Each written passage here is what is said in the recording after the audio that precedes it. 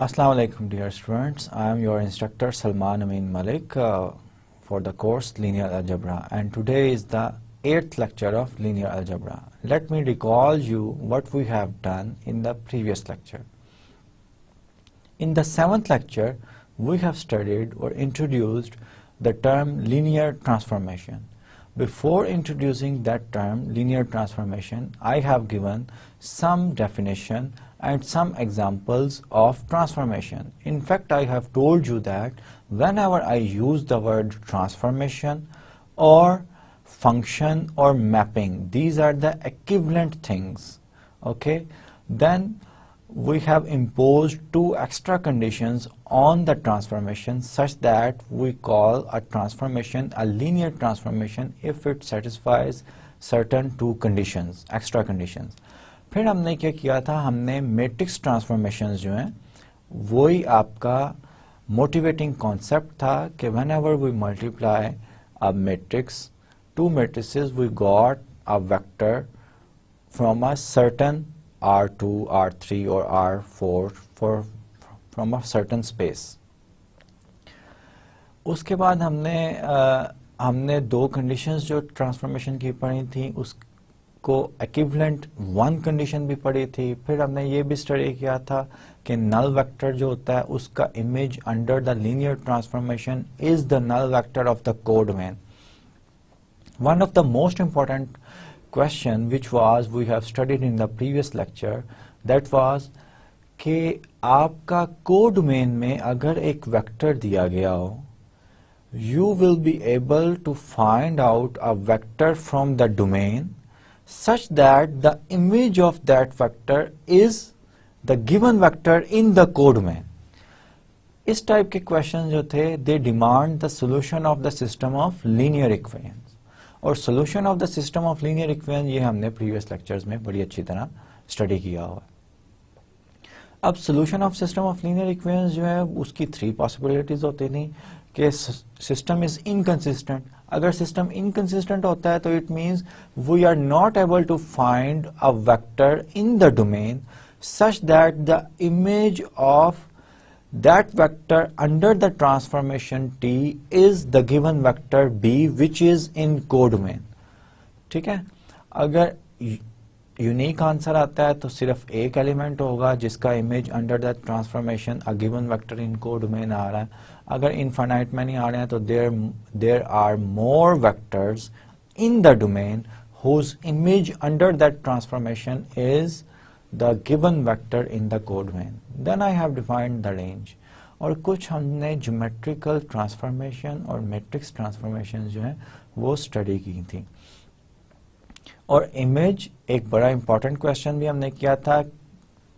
Without given we are not given the definition of the transformation but we are given the images of certain vectors and we are asked to find out the image of a particular vector from the domain.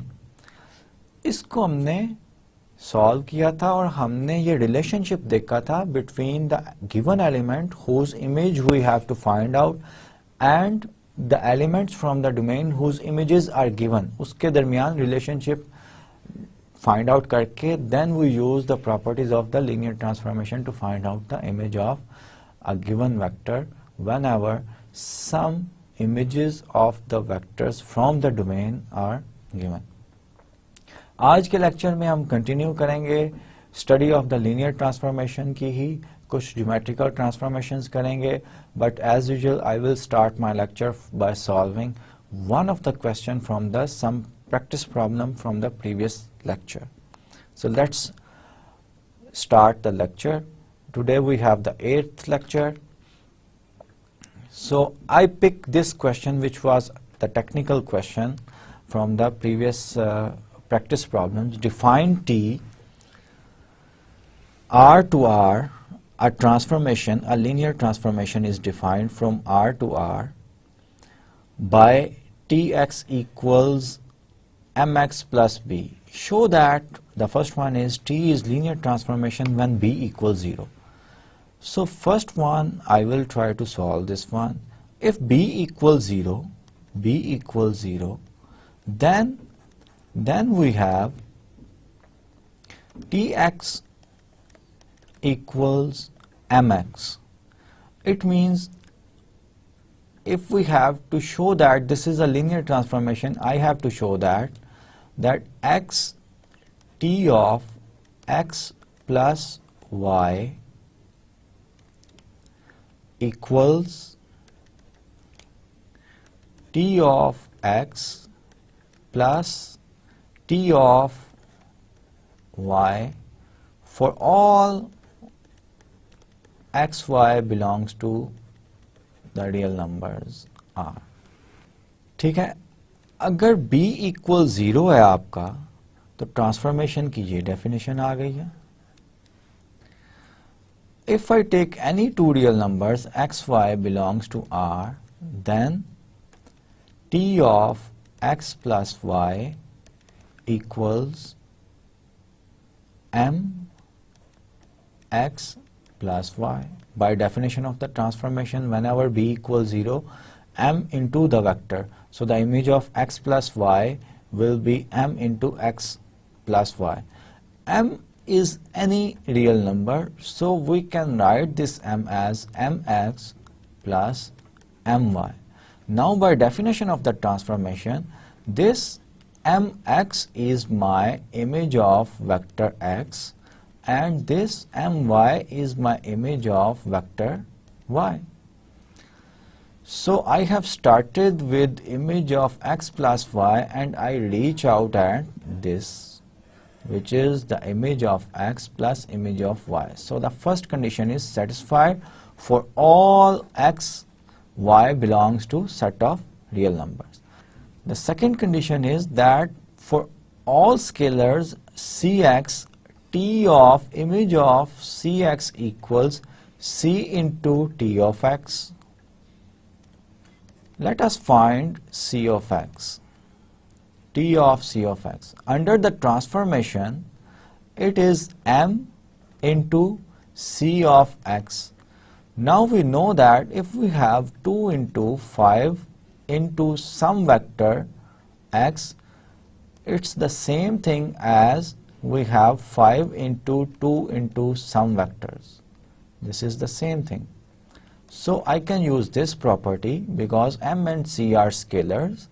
So I will have c into m into x. I can write it as by using this property. And this is the image of t of x under the transformation t.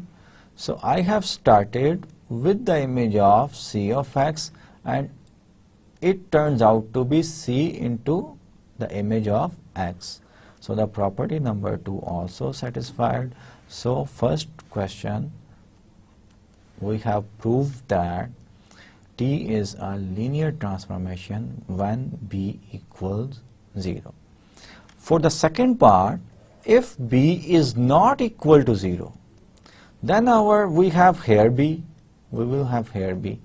And if we have to show the first property, then we will have here plus b. Let me show it here. If b is not equal to 0, then our definition is tx equals mx plus b.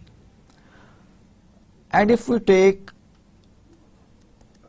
x and y belongs to real numbers, then t of x plus y will be m into, in place of x we will have x plus y plus b. It will become m of x plus m of y plus b.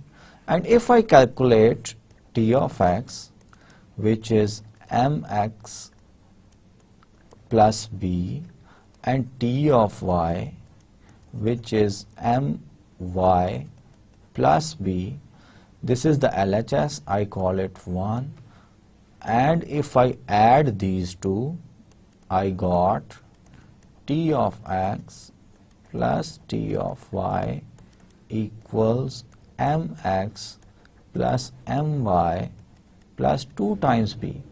Of course, from these two equations, 1 is not equal to 2 whenever b is not equal to 0, because this equality holds whenever 2b equals b, but this is not true. 2b is not equal to b.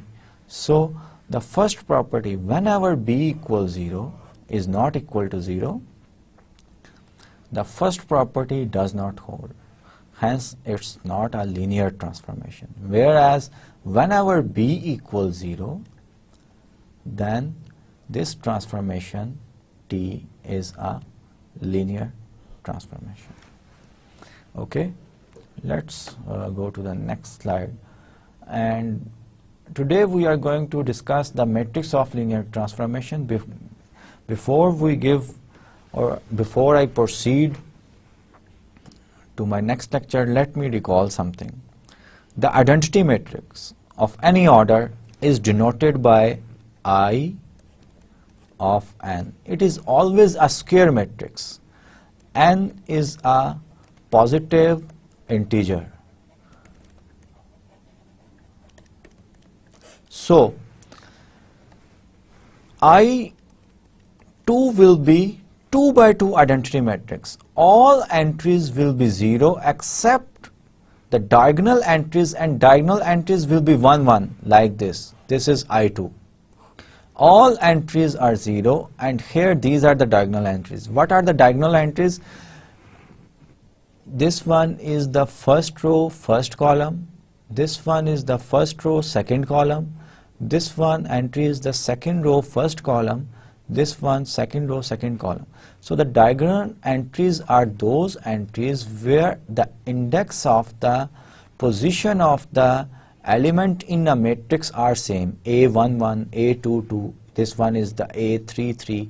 These are the diagonal, and this is the diagonal entries. All diagonal entries are 1 and all non-diagonal entries are zeros. The only non-zero entries are at the diagonal, and these entries are 1. This is I4, this is I3, and In is the identity matrix of order n where n is a positive integer. अब आज के lecture में और linear algebra में identity matrix के columns को हम vectors E1, E2 से डिनोट करेंगे, कॉलम्स को. फॉर एग्जांपल इस I3 के कॉलम्स को मैं फर्स्ट कॉलम को E1 से डिनोट करूंगा, सेकंड कॉलम को वेक्टर E2 से, थर्ड कॉलम को E3 से. ठीक है, क्योंकि ये 3 by 3 I3 था, 3 by 3 मैट्रिक्स था, इसमें 3 ही कॉलम्स होंगे. ये I4 है, तो इसमें कितने वेक्टर्स होंगे? इसके फर्स्ट को मैं कॉलम को E1 वेक्टर से, सेकंड को E2 से, थर्ड को E3 से और फोर्थ को E4 से डिनोट करूंगा.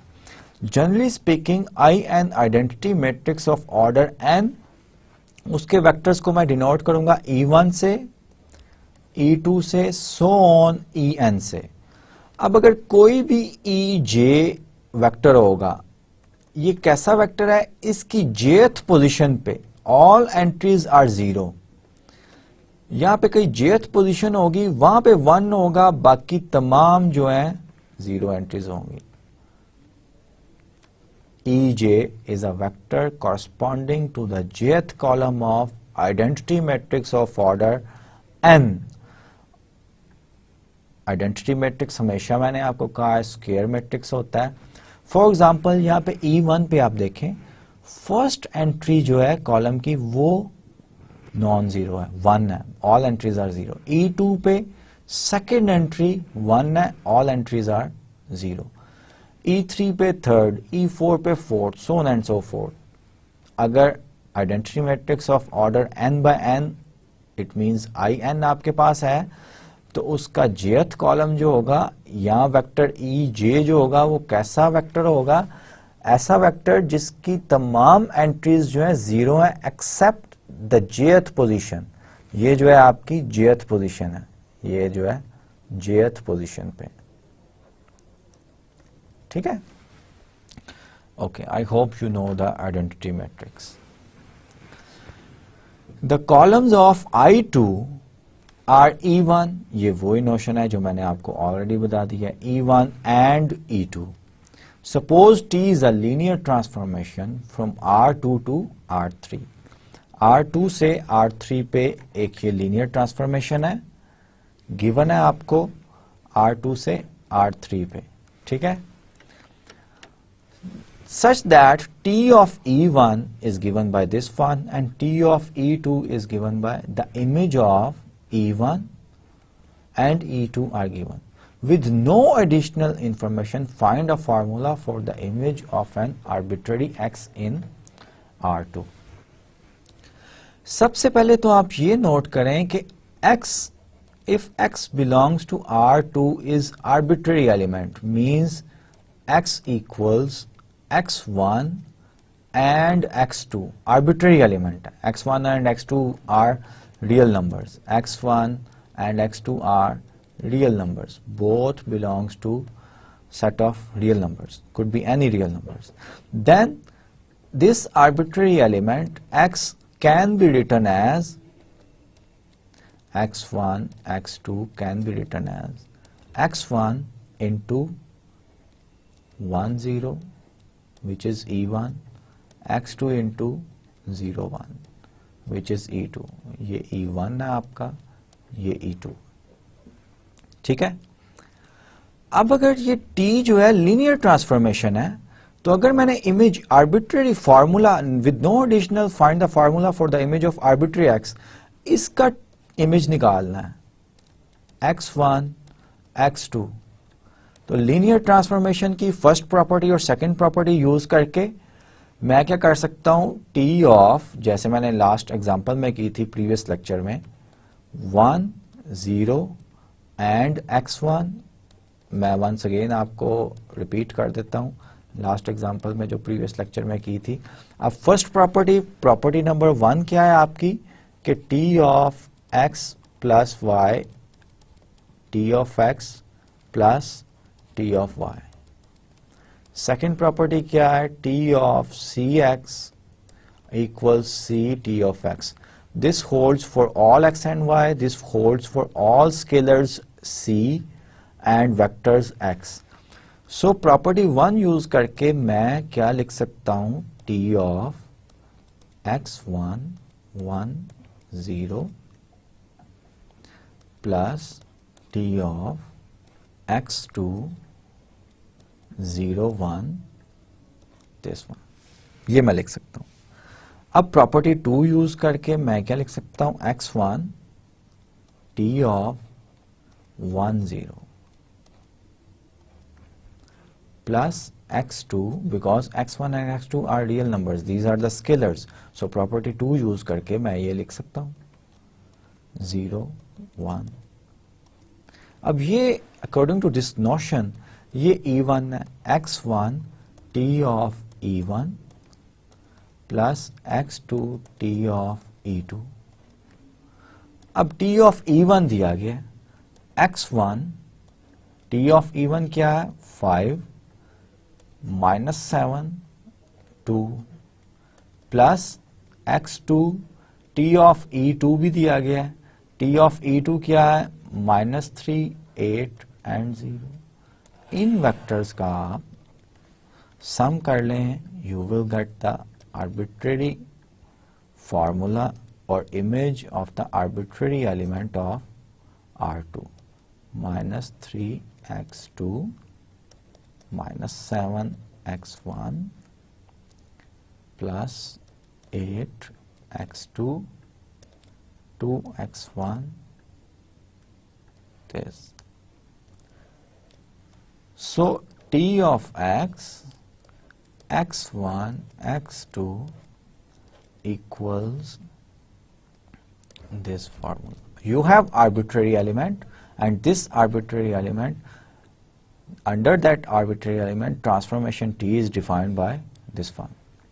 So this figure, what is important in this example? In this example it is very important that any vector x belongs to R2 can be written as linear combination of columns of identity matrix I2. यही मैंने किया था ना. Then I used the transformation, linear transformation की property use करके I got the arbitrary formula. Now if let's say you have to find out the image of 1, 2, simply put x1 equals 1 here, 5 minus 6 minus 7 plus 16 and 2. This is the image of T12. Any element of any vector of R2 you can substitute in this formula and get the answer. What is the answer or image of any vector in R2 under this transformation which has the image of E1 and E2 given by this one. This is very important example. This example states that we need, if we have to define the linear transformation or the formula of the linear transformation, we only need the images of the identity matrix, columns of the identity matrix, and identity matrix of which order, where the power of the domain is R2 अगर है, जैसे इस example में R2 है तो 2x2 identity matrix. Let's say एक transformation R4 से R3 पे है तो आइडेंटिटी मैट्रिक्स आप डोमेन में जो R की पावर होगी वही ऑर्डर का आइडेंटिटी मैट्रिक्स आप कंसिडर करेंगे. तो आप R4 का आइडेंटिटी मैट्रिक्स जो है कंसिडर करेंगे और उसके कॉलम्स जो हैं उनके इमेजेस अगर आपको सिर्फ दिए गए हों तो आप जो है ट्रांसफॉर्मेशन डिफाइन कर सकते हैं, general formula for the given transformation. So what we have observed in the previous slide, it is stated in terms of the theorem. Let T Rn to Rm. तो R की power क्या है यहाँ पे n है. So if we have to find out or if we have to write down the general formula for this transformation, then I will consider the columns of the identity matrix of order n. ठीक है. Let T Rn to Rm be a linear transformation, then there exists a unique matrix A such that Tx equals Ax for all x in Rn, and of course the order of A is m into n, because this is a linear transformation from Rn to Rm. This product must have the order m into 1. In fact, A is m into n matrix whose jth column is the vector Tej, the image of jth column of the identity matrix of order n, where Ej is the jth column of the identity matrix in Rn. So A is the image of first column of In, that will be the first column of the A under the transformation T, the image of second column of the identity matrix of order n, that will be the second column of the A, so on and so forth, the nth column. For example, if we have a transformation T from R3 to R3, so my E1 will be 1, 0, 0, my E2 will be 0, 1, 0, and my E3 will be 0, 0, 1. From where I get this one? Because domain has R3, I will consider identity matrix of 3 by 3 जो कि आपका 1, 0, 0, 0, 1, 0, 0, 0, 1 ये बनता है. और इसके columns का जैसे मैंने पहले कहा था E1 फर्स्ट कॉलम हुआ करेगा, E2 second, E3 third column. ठीक है. अब अगर मुझे ट्रांसफॉर्मेशन का सिर्फ ये दिया गया है TE1 equals let's say 1, 2, 3, T of E2 जो है वो 0, 5, 7 है और T ऑफ E3 जो है वो लेट्स से 0 0 1 है।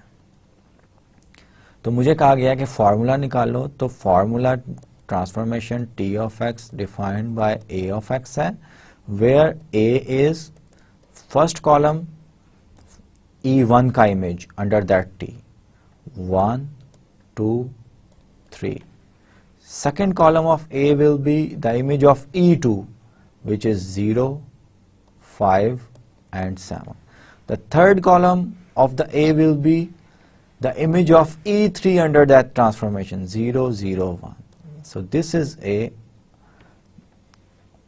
where the matrix is defined by this one. Now if I take any arbitrary element of R3, I can have the image of that element by multiplying that element or putting in this formula, such as T of, let's say, 1 2 1 is just mere a multiplication, matrix multiplication 5 0 3 7 1 by 1 2 1.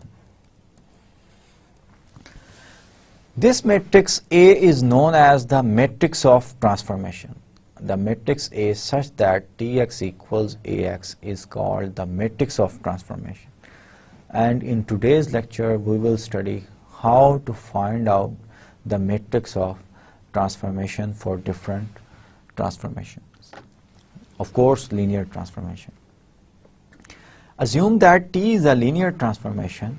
Find the standard matrix of T. Standard matrix or matrix of transformation, these are the same things. Standard matrix भी हम कहते हैं. TR2 to R4 where TE1 equals the image of TE1 is this one, TE2 is this one, E1 is this one and E2 is this one. Notice that domain R2 है, so we will consider the identity matrix of 2 by 2 1 0 0 1. ठीक है. और identity matrix के columns को E1 पहले column को हम कहते हैं और E2, ये मैंने आपको फर्स्ट स्लाइड में भी एक्सप्लेन किया था और प्रीवियस स्लाइड पे भी हमने इसी तरह का काम किया. So find the standard matrix.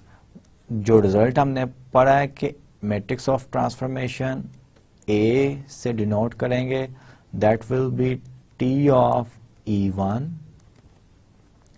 and T of E2. ठीक है. For first part T of E1 हमें क्या दिया गया है, that will be the first column of my matrix A 3 1 3 1 and T of E2 क्या दिया गया, -5 2 0 0. This is the standard matrix or matrix of transformation for the transformation TR2 to R4. अब अगर जनरली फॉर्मूला लिखना हो, x equals a हमने निकाल लिया 3 1 3 1 -5 2 0 0 एंड x क्या हमारा R2 का आर्बिट्ररी एलिमेंट है, x1 x2. इनको मल्टीप्लाई कर लें, you will get the formula. ये भी फार्मूला वैसे, लेकिन 3x1 minus 5x2 x1 plus 2 x2 3x1 and x1. Because ये 0 0 है तो मल्टीप्लिकेशन इसका 0 0 आएगी. सेकेंड पार्ट में आपको once again we will do the same thing, but the transformation is from R3 to R2. So E1 E2 E3 क्या होंगे, identity matrix के कॉलम्स होंगे और उस आइडेंटिटी मैट्रिक्स का ऑर्डर क्या होगा, 3 by 3, जो कि डोमेन की R की पावर है वही होगा. ठीक है. सो E1 मेरा क्या है, यहाँ पे एग्जांपल नंबर 2 में E1 मेरा है 1 0 0. 3 by 3 है इसलिए 3 एंट्रीज. E2 क्या है, सेकेंड एंट्री पे 1, ऑल एंट्रीज आर 0. E3 क्या है, 0 0 1 और इनके इमेजेस दिए गए हैं. हमने पढ़ा रिजल्ट के मैट्रिक्स ऑफ ट्रांसफॉर्मेशन क्या होगा, T of E1 T of E2 T of E3. ये आपका मैट्रिक्स ऑफ ट्रांसफॉर्मेशन होगा. या स्टैंडर्ड मैट्रिक्स होगा, it's the same thing. T of E1 जो दिया गया है वो 1 इंटू 4, 1 4 वेक्टर है। टी ऑफ E2 जो है वो -2 9 है। टी ऑफ E3 जो है 3 -8 है। So this is the matrix, standard matrix, required matrix.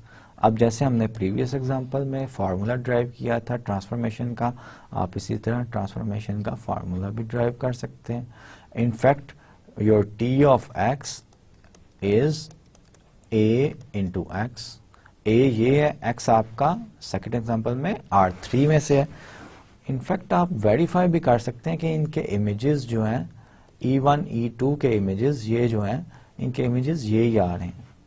आप E1 डालेंगे तो आपके पास आंसर 1 4 आना चाहिए, E2 डालेंगे तो आंसर -2 9 आना चाहिए इस जनरल फॉर्मूले में। So that is how we calculate the standard matrix और matrix of a linear transformation. Let TR2 to R2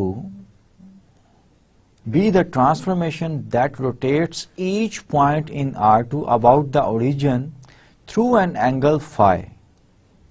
जो भी पॉइंट आप डालेंगे उस पॉइंट को एक angle phi anti clockwise transformation जो है रोटेट कर देती है। ठीक है, we could show geometrically that such a transformation is linear. Such a transformation is linear. Geometrically we can show that. In fact, मैं आपको हिंट दूंगा कि किस तरह शो करें। Find the standard matrix A of this transformation. इस transformation का standard matrix हम करेंगे। T हमारी का है R2 से R2 है, so we will consider the columns of I2. I2 क्या होता है 1 0 and 0 1. So I will find if I denote this one E1 this E2, then मुझे क्या E1 निकालना है कि इसका इमेज क्या होगा अंडर दैट ट्रांसफॉर्मेशन, और T ऑफ E2 निकालना है कि इसका इमेज क्या होगा अंडर ट्रांसफॉर्मेशन। अब ये फिगर में E1 क्या है, in fact E1 is 1 0 which mean x axis से डिस्टेंस 1 है आपका, y axis 0, so this one will lie on x1 axis और 0 1 जो है x2 axis पे ये पॉइंट होगा। इन दो के इमेजेस हमने निकाल लेने। अब ये पॉइंट है, ट्रांसफॉर्मेशन हमारी क्या करती है, रोटेट करती है through an angle phi. So transformation का इमेज ये होगा और ये एंगल फाई होगा। हमने ये कोऑर्डिनेट्स निकालने हैं। ये कोऑर्डिनेट्स किस तरह आप निकालते हैं, ये everybody knows that.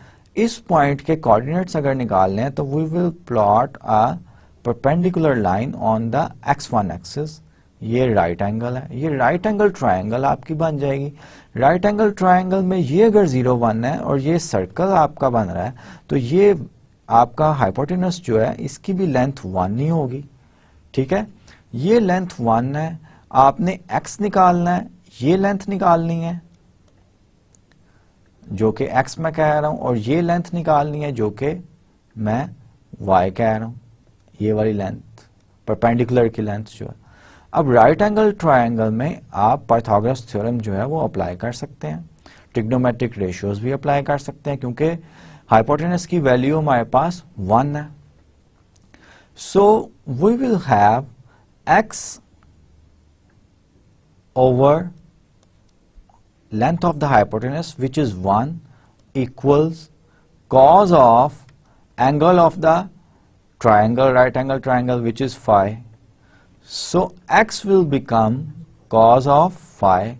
Similarly, x y perpendicular over hypotenuse which is 1 equals sine of the angle of the triangle which is phi.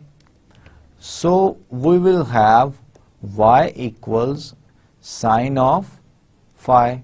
So the coordinate of that point will be, x coordinate will be cos phi and y coordinate will be sine phi. So the image under that transformation of E1 will be cos phi sine phi. Similarly, we will find out the image of 0 1 that will rotate through the same angle phi anti-clockwise but along the x2 axis.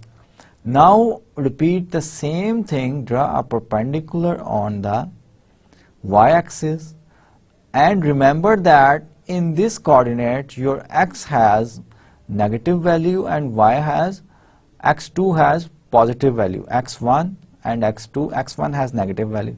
Using the same technique you will find out the x coordinate will be minus sine phi and y coordinate will be cos phi.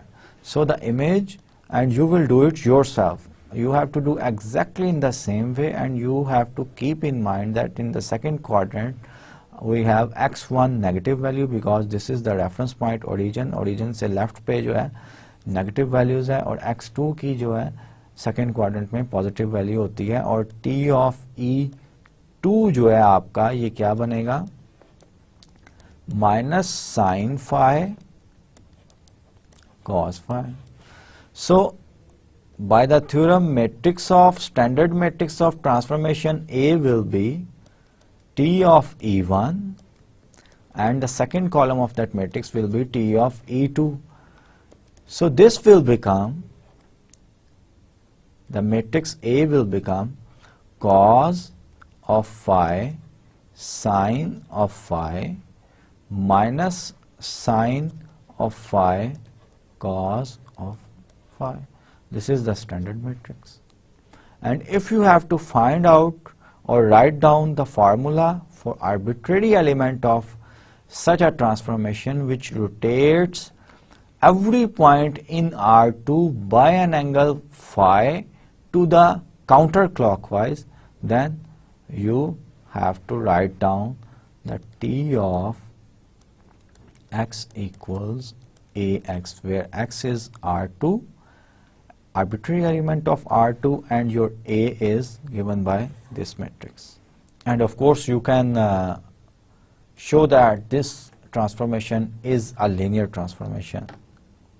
We are going to define some transformations which are defined geometrically as in the previous example, and we are going to find out the matrix of that transformation which is defined geometrically.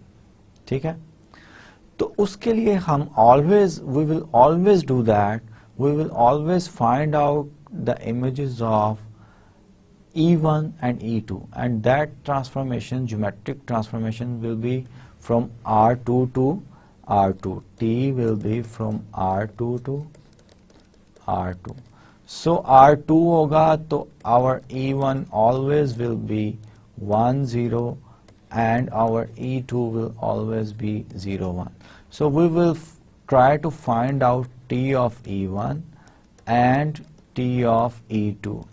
T of E1 और E2 जो है ये हम निकाल लिया करेंगे, by which the matrix of transformation A, which is T of E1, T of E2, the first column of that matrix is the image of E1 under that transformation जो कि geometrically define की गई होगी, और similarly the image of E2 will be the column, second column of the matrix of transformation, whereas your transformation will be defined generally by this formula, T of x equals Ax.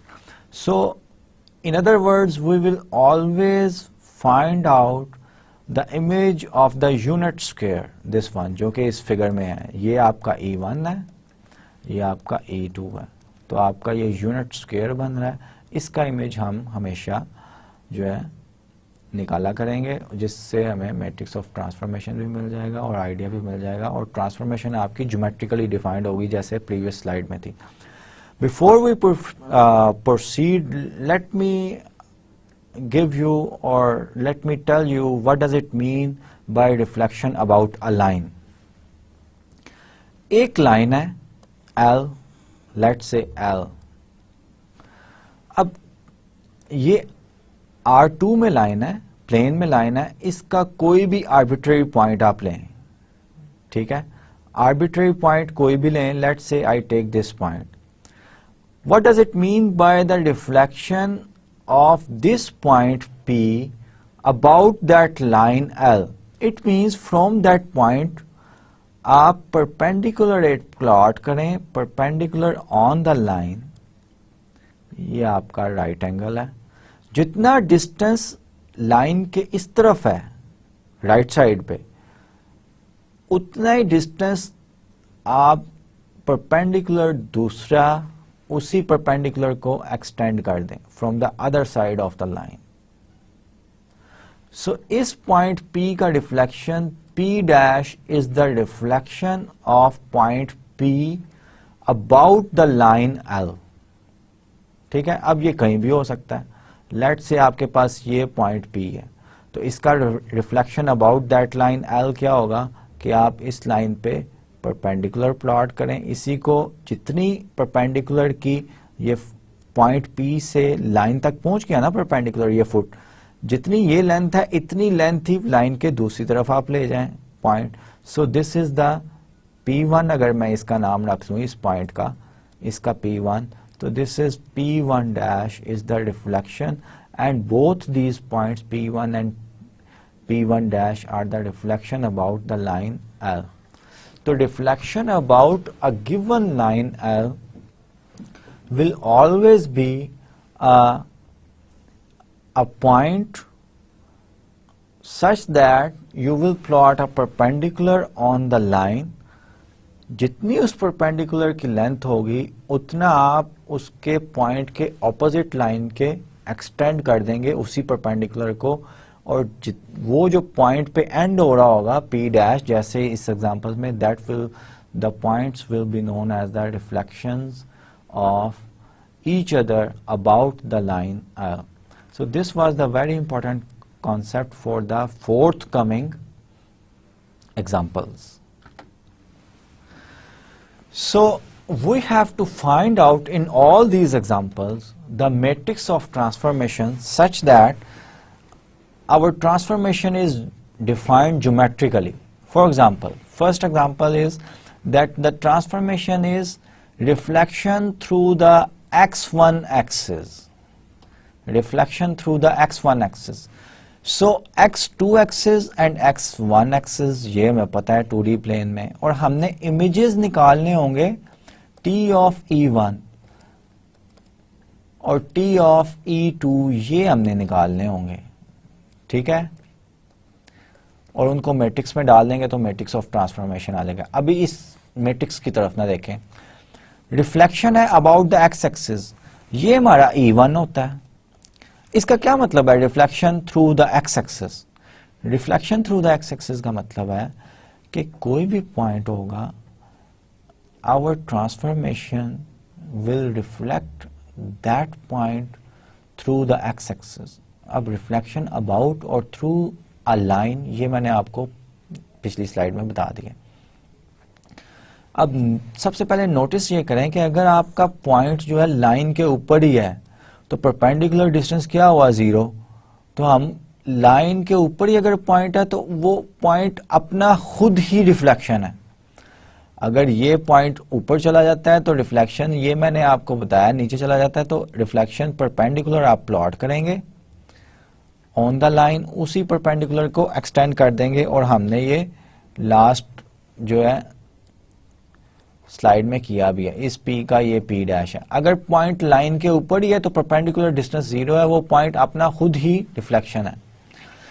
अब ये E1 जो है ये x1 axis के ऊपर ही होता है, तो इसका रिफ्लेक्शन यही आएगा point. So the T of E1 will be 1 0 under that transformation, और ट्रांसफॉर्मेशन क्या थी? Reflection through the x1 axis. अब x2 एक्सिस पे E2 जो है वो तो x2 एक्सिस पे होता है ना, यहाँ पे कहीं 0 1 होता है यहाँ पे। अब उसने रिफ्लेक्ट होना है अबाउट x1 एक्सिस, तो परपेंडिकुलर मैं प्लॉट करूंगा, जितना ये डिस्टेंस है उतना ही डिस्टेंस x1 लाइन जो है x1 एक्सिस के कॉरस्पॉन्ड उसके दूसरी तरफ ले जाऊंगा।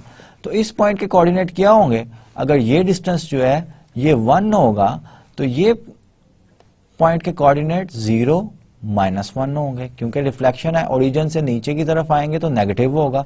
ऊपर 1 है, ऊपर E2 जो है वो यहाँ पे कहीं होगा ना 1, उससे रिफ्लेक्ट करना है तो उसका इमेज क्या होगा? 0 -1।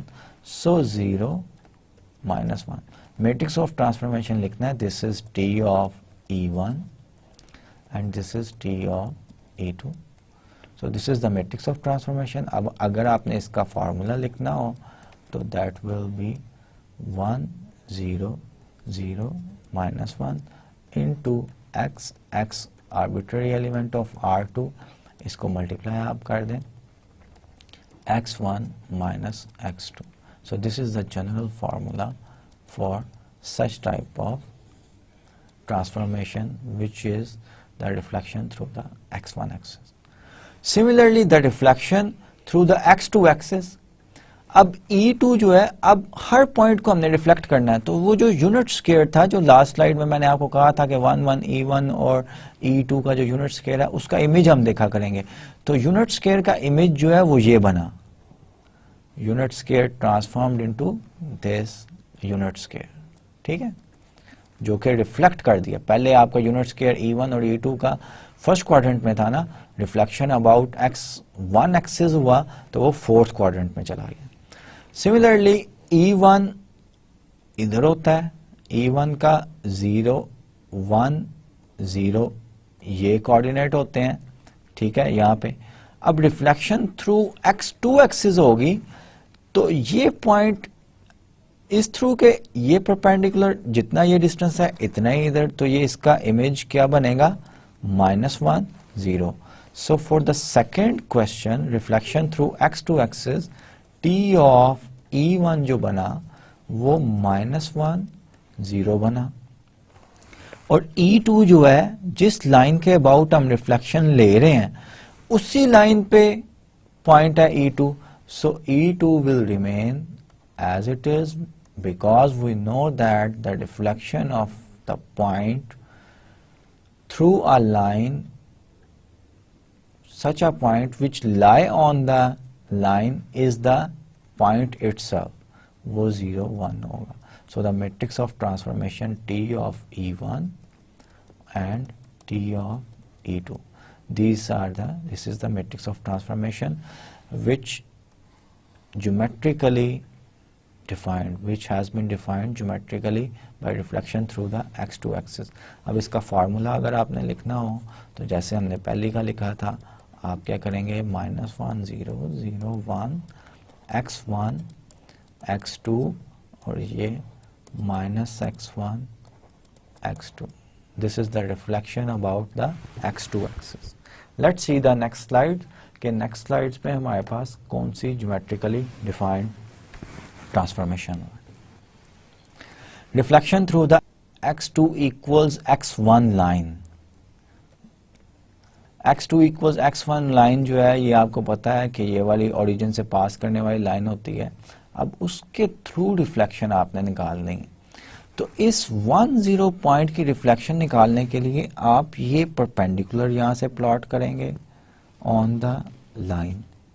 इसी परपेंडिकुलर को आप जो है एक्सटेंड करेंगे तो that will be the reflection.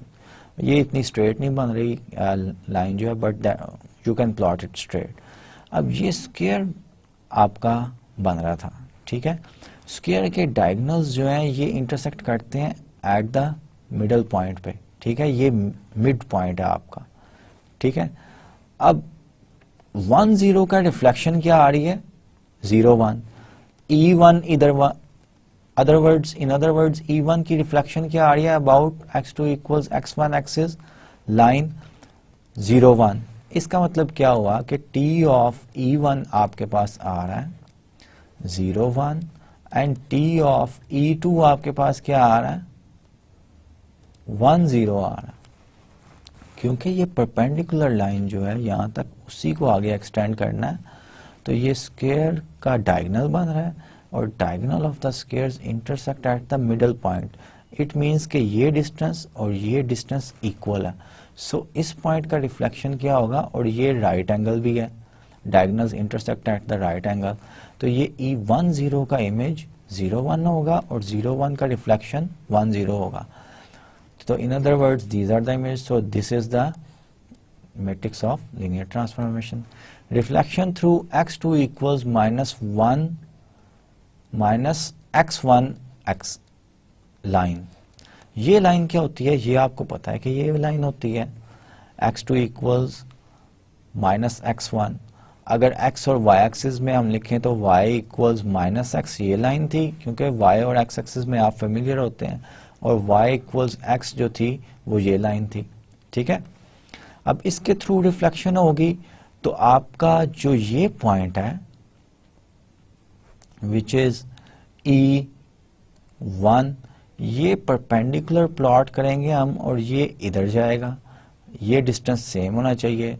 So 0 1 0 1 0 will be mapped onto 0 -1। Similarly यहाँ पे पॉइंट जो आपका 0 1 है that will be mapped onto -1 0। So T of E1, basic idea वो ही है कि रिफ्लेक्शन आप किस तरह इंटरप्रेट करते हैं।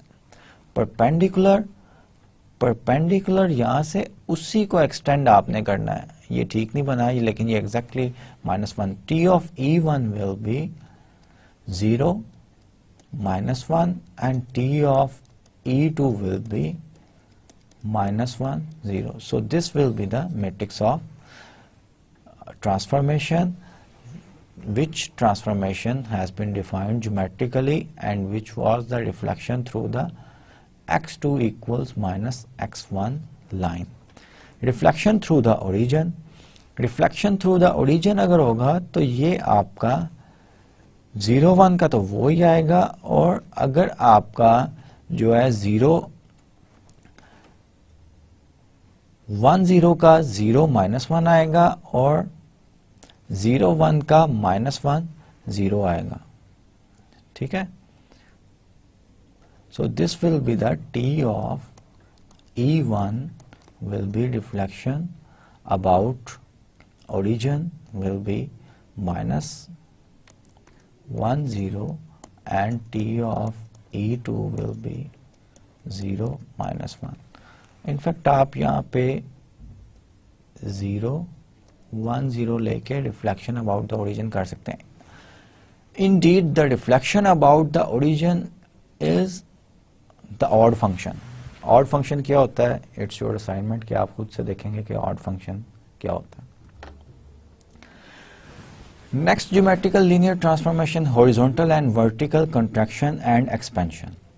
ये जो है आपका हॉरिजॉन्टल जो है कंट्रैक्शन है, इसका मतलब ये हुआ कि अगर आपका कंट्रैक्ट होगा तो E1 0 जो है वेक्टर जो कि E1 होता है वो कंट्रैक्ट होगा, छोटा होगा, स्मॉल होगा, तो it should become K0 and K of course between should be 0 and 1. So T of E1 in the case whenever your K is between 0 and 1 and such type of transformation is the contraction transformation, E1 का image क्या होगा, K0। K obviously 0 और 1 के दरमियान है, तो ये E1 से लेफ्ट साइड पे होगा इमेजेस का, ये जो दिखाया गया यहाँ पे फिगर में। ठीक है, और क्योंकि ये हॉरिजॉन्टल कंट्रैक्शन है तो T of E2 will remains the same, 0 1 ही रहेगा। सो the matrix of horizontal contraction matrix, standard matrix will be K 0 and 0 1 and K should be between 0 and 1 for the contraction। अब हॉरिजॉन्टल एक्सपेंशन अगर होगी तब भी matrix यही रहेगा, लेकिन K आपका क्या हो जाएगा, ग्रेटर देन 1 हो जाएगा, क्योंकि यहां पे कहीं 1 0 होगा, वो एक्सपैंड करना है इसने, तो K टाइम्स एक्सपैंड कर जाएगा, K ग्रेटर देन 1 होना चाहिए एक्सपेंशन के लिए।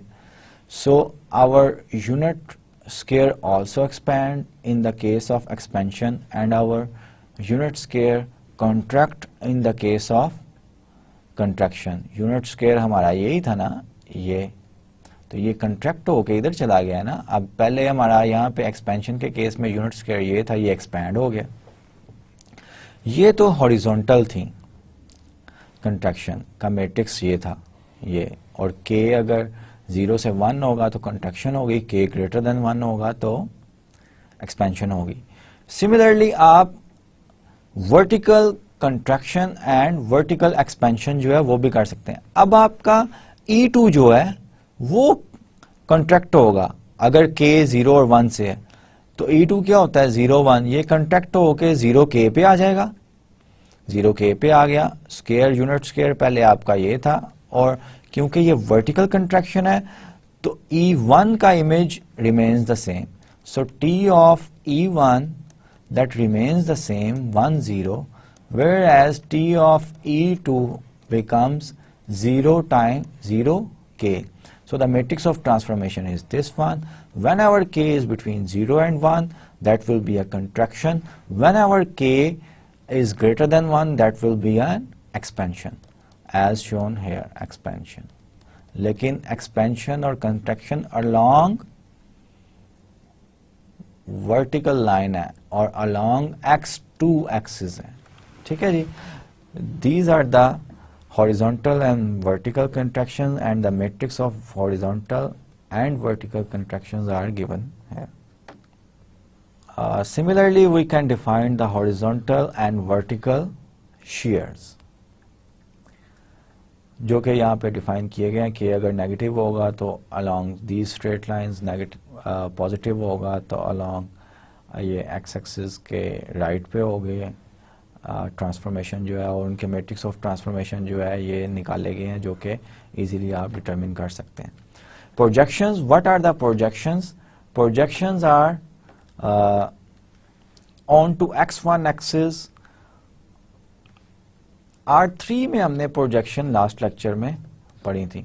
सिमिलरली R2 में प्रोजेक्शन है कि कोई भी एलिमेंट आप डालते हैं, projection onto x1 axis है तो वो E2 जो के 0 1 होती है उसको प्रोजेक्ट कर देगा x1 एक्सिस पे। अब x1 एक्सिस पे x2 तो हमेशा 0 होता है, so the image of E2 is 0 0, क्योंकि ये प्रोजेक्ट हो गया ऑन द x1 एक्सिस, और T ऑफ E1 क्योंकि पॉइंट लाइन के ऊपर ही गया, उसी लाइन पे प्रोजेक्शन हमने लिया, that will remains the same. So the matrix of transformation written here. Similarly matrix of transformation projection onto the x2 axis, वो जो है x2 x1 E1 जो होगा E1 उसको हम प्रोजेक्ट करेंगे, E1 क्या है आपका 1 0, इसको प्रोजेक्ट करेंगे जो कि T ऑफ E1 बन जाएगा 0 0, और T ऑफ E2 वो एज इट इज रहेगा 0 1। So this is the matrix of the projection onto x2 axis. These are the two matrices. Assume that we have another example. Assume that T is a linear transformation. Find the standard matrix of T when T is vertical shear transformation that maps E1 into E1 minus 3 E2 and leaves E2 unchanged. तो पहले को अगर solve करें हम, these are the shear transformations. So T of E1 जो है वो क्या कह रहा है, E1 minus 3 E2 है।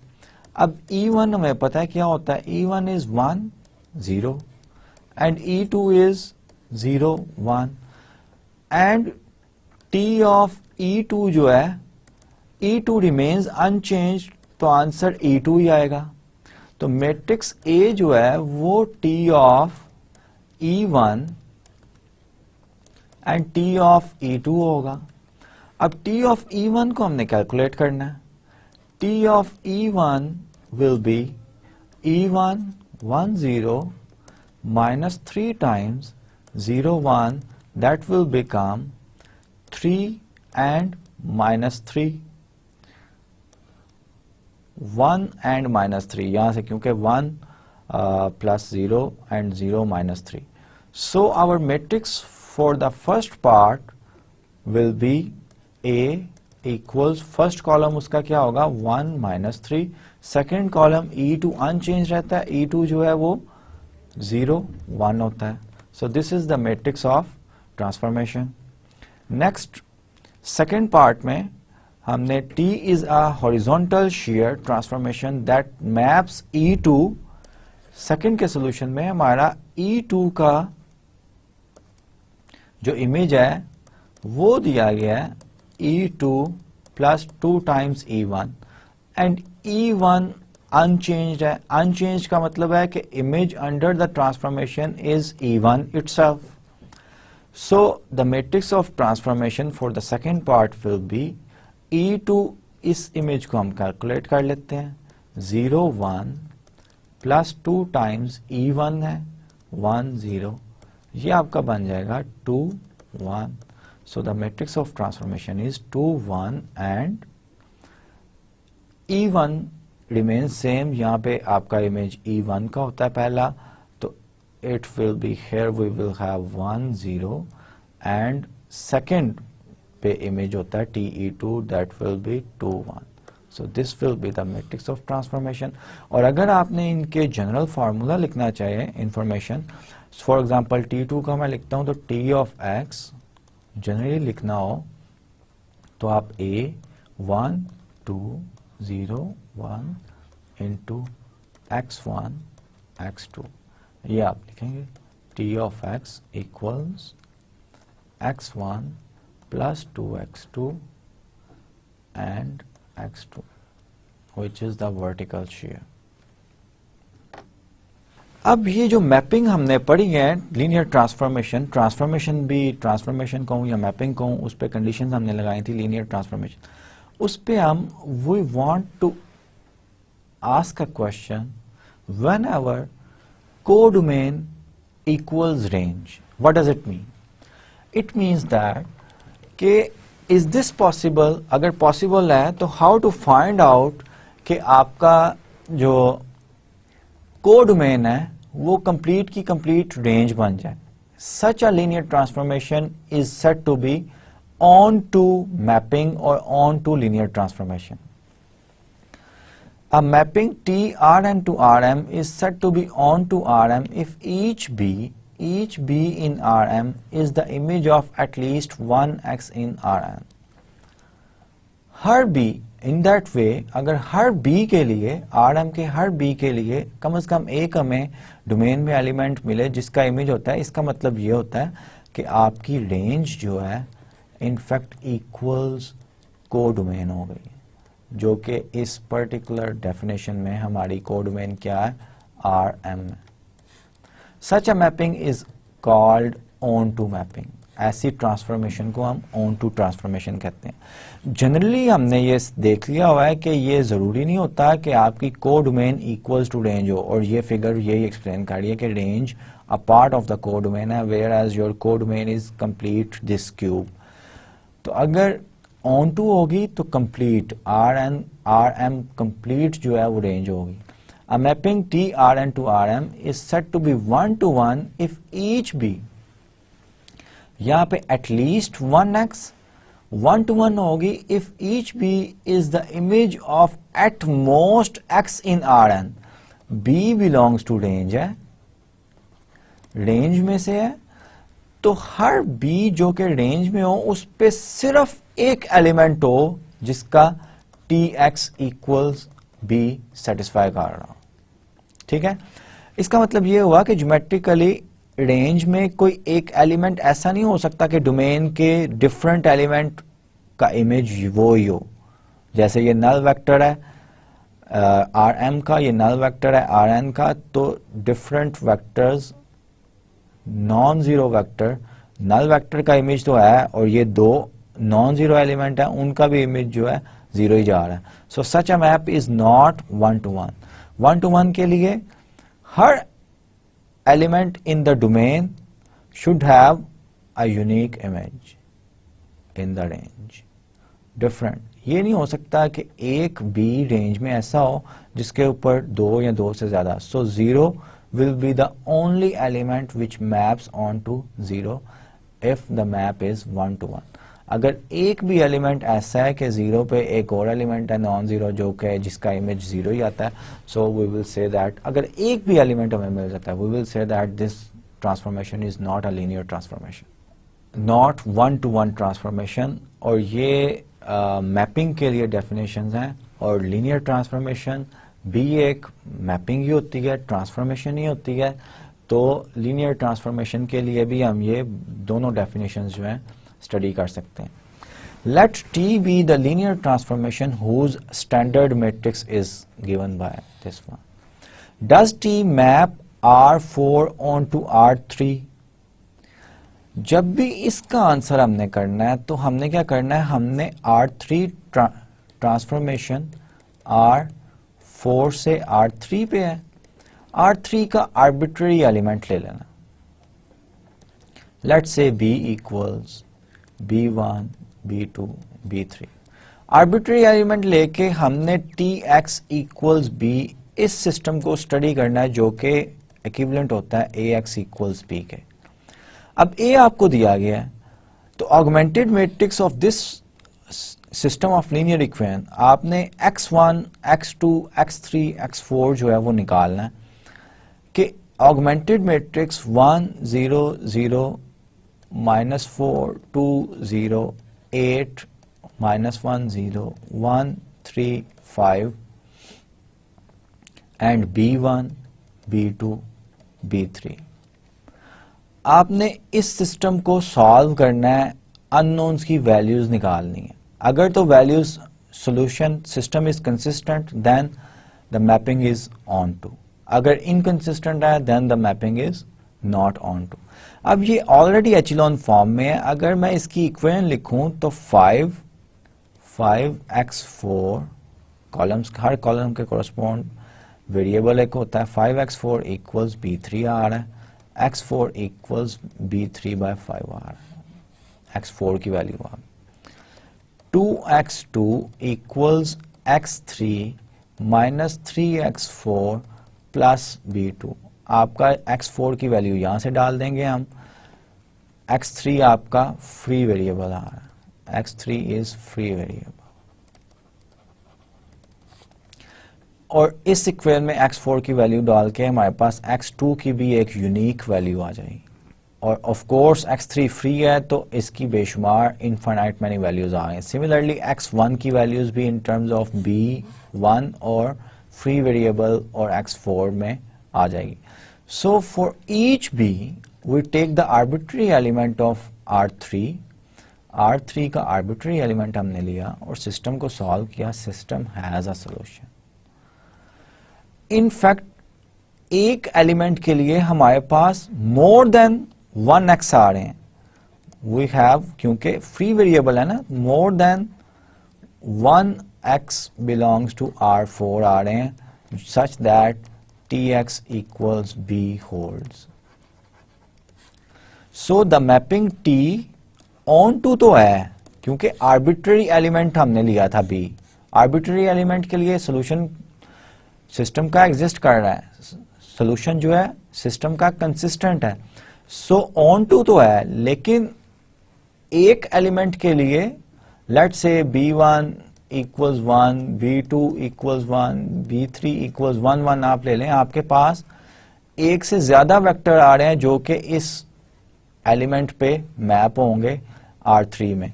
सो T is not 1 to 1, 1 to 1 तो नहीं है लेकिन ऑन टू है, ठीक है। इसी तरह एक मैपिंग 1 to 1 हो सकती है कि वो 1 to 1 हो लेकिन ऑन टू ना हो, ठीक है। So this was the example. Here we have two very important theorems which tells us whenever a linear transformation will be onto and whenever a linear transformation will be 1 to 1. Let T Rn to Rn be a linear transformation, then T is 1 to 1 if and only if Tx equals 0 has only the trivial solution, if and only if. और ये sense भी बना रही है क्योंकि T अगर linear transformation है, इसका मैट्रिक्स ऑफ ट्रांसफॉर्मेशन हम निकाल सकते हैं, T of x equals Ax होगा। अब ये इक्वेशन बिकम्स Ax इक्वल 0। अब Ax इक्वल 0 जो है ये homogeneous system of linear equations है। ये homogeneous system of linear equations जो है इसका ट्रिवियल सोल्यूशन होता है और नॉन ट्रिवियल सोल्यूशन होता है। अगर नॉन ट्रिवियल सोल्यूशन हो तो फ्री वेरिएबल्स होते हैं। फ्री वेरिएबल्स का मतलब होता है कि इनफाइनाइट मैनी आपके पास सॉल्यूशंस आ रहे होते हैं। इनफाइनाइट मैनी सॉल्यूशंस का क्या मतलब है कि we have non zero x such that the answer is zero for this system. अब ट्रांसफॉर्मेशन की टर्मिनोलॉजीज में कहें तो एक जीरो पे there are many non zero elements जो कि मैप हो रहे हैं। ये डोमेन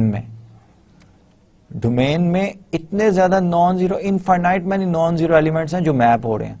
तो ये तो ऑन टू नहीं हो सकती, ठीक है, सॉरी 1 to 1 नहीं हो सकती। So this theorem states that a linear transformation T is 1 to 1 if and only if the equation Tx equals 0 has only trivial solution.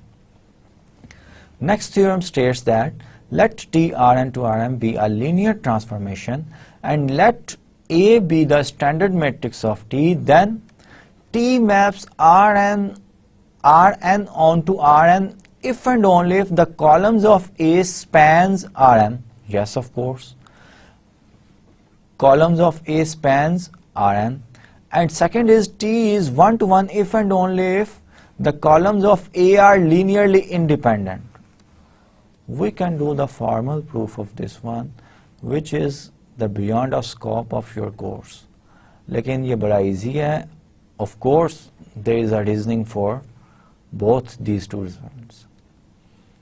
एक तो हम ऊपर वाला तो easily, first one तो easily देख सकते हैं कि कॉलम्स ऑफ ए स्पैन करेंगे। इनफैक्ट हमने A X equals B where B belongs to R M is arbitrary element. ये आर्बिट्रेरी एलिमेंट होता है आपका, B belongs to R M जो है, ठीक है। अब इस सिस्टम का सोल्यूशन अगर एग्जिस्ट करता है, इसका मतलब है कि columns of A B is in the span of columns of A,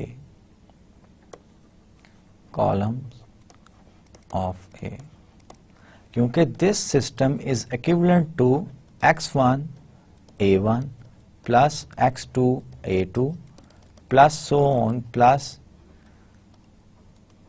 xn equals B। अब ये वेक्टर इक्वेशन जो है और ये मैट्रिक्स इक्वेशन ये हमने स्टडी किया हुआ है, बोथ आर इक्विवेलेंट। अब A1, A2, AN ये कॉलम्स हैं A के, और ये क्या है, ये लीनियर कॉम्बिनेशन है। अगर ये सिस्टम सॉल्यूशन इसका एग्जिस्ट करता है तो इसका मतलब है कि every arbitrary element of B can be written as a linear combination of columns of A, which means B is in the span of columns of A. Similarly, second, we can do the second also. Let's do this example. Show that T is 1 to 1 linear transformation. Does T map R2 onto R3? ये हम transformation को हम सबसे पहले matrix of transformation A लिखना चाहेंगे। A जो है आप, there are two different ways. आप A को 1 0 का इमेज निकाल के भी कर सकते हैं इसमें, और 0 1 का इमेज निकाल के आप कर लें, ठीक है। और वैसे भी आप कर सकते हैं। वैसे ही अगर मैं लिखूं तो दैट विल बी 1 0 का इमेज अगर मैं लिखूं तो that will B 3 3 5 and 1. That will be the first column. 3 5 and 1. Similarly 0 1 का इमेज जो आएगा वो आपका आएगा 1 7 3. So the matrix of transformation, by using the previous theorem, if this transformation is onto the columns A1 A2 must span R3 को span करना चाहिए। इसका मतलब क्या हुआ कि आपने AX इक्वल्स B जो है and B is the arbitrary element of B1 B2 B3, ये चेक करना है। A आपका ये दिया गया है, ठीक है, ये आप if the solution for this system is consistent, then mapping, if system is consistent, mapping implies mapping onto, mapping कहूँ या ट्रांसफॉर्मेशन कहूँ, whatever.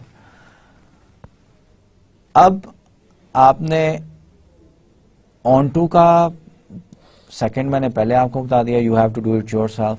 1-to-1 के लिए वेक्टर्स a1 a2 देखने लीनियरली इंडिपेंडेंट आएंगे नहीं. So you will solve this system x1 3 5 1, ये linearly independent हमने कॉन्सेप्ट कर लिया हुआ है. x2 1 7 3 equals 0 0 0. 1-to-1 के लिए इसको हमने सॉल्व करेंगे, इस सिस्टम को. इन अदर वर्ड्स आपका ax equal 0, both of these are equivalent. ax equal 0 should have only trivial solution. अगर तो इसका trivial solution है तो वो onto होगी. मैं ये भी सॉल्व नहीं कर रहा, you will do it yourself. मैंने आपको हिंट सिर्फ दे दिया है कि इस होमोजीनियस सिस्टम को सॉल्व करना है. होमोजीनियस सिस्टम का हमेशा एक सोल्यूशन होता है ट्रिवियल, एंड अगर नॉन ट्रिवियल सोल्यूशन आ जाता है इस होमोजीनियस सिस्टम का तो आपका मैपिंग 1-to-1 नहीं हो सकती by the previous result. We are almost at the end of our lecture. In fact, we are at the end of our lecture, and let's see some practice problems as usual. So the first question is, assume that T is a linear transform. Find the standard matrix of T whenever T is defined. This one standard matrix आपको पता है किस तरह हम define करते हैं, and I hope that you can do all these questions 1, 2, 3 and 4 in which you have to find out the standard matrix or the matrix of transformation for the given linear transformation. पहले दो questions जो हैं उसमें आपका E1 और E2 E3 के images दिए गए हैं, और E1 E2 E3 are the columns of the 3x3 identity matrix, ये आपको दिया गया है. थर्ड में आपके मैट्रिक्स जो है ज्योमेट्रिकली डिफाइंड है और आपने मैट्रिक्स ऑफ ट्रांसफॉर्मेशन जो है यूज करना है. फोर्थ में भी आपका ज्योमेट्रिकली डिफाइंड है और आपने जो है मैट्रिक्स ऑफ ट्रांसफॉर्मेशन यूज करना है. Show that T is linear transformation by finding a matrix that implements the mapping this one to this one. इसमें लीनियर ट्रांसफॉर्मेशन आपने साबित करना है. इट मीन्स के दो properties L of x plus y, अगर मैट्रिक्स टी से हम डिनोट कर रहे हैं T of x y, T x plus t of y, and second one t of cx equals ct of x. This is true for all vectors x and y, and this is true for all scalars c and x, any vector x, and you have to show these two properties for these two questions. Hope to see you in the next lecture. Allah Hafiz.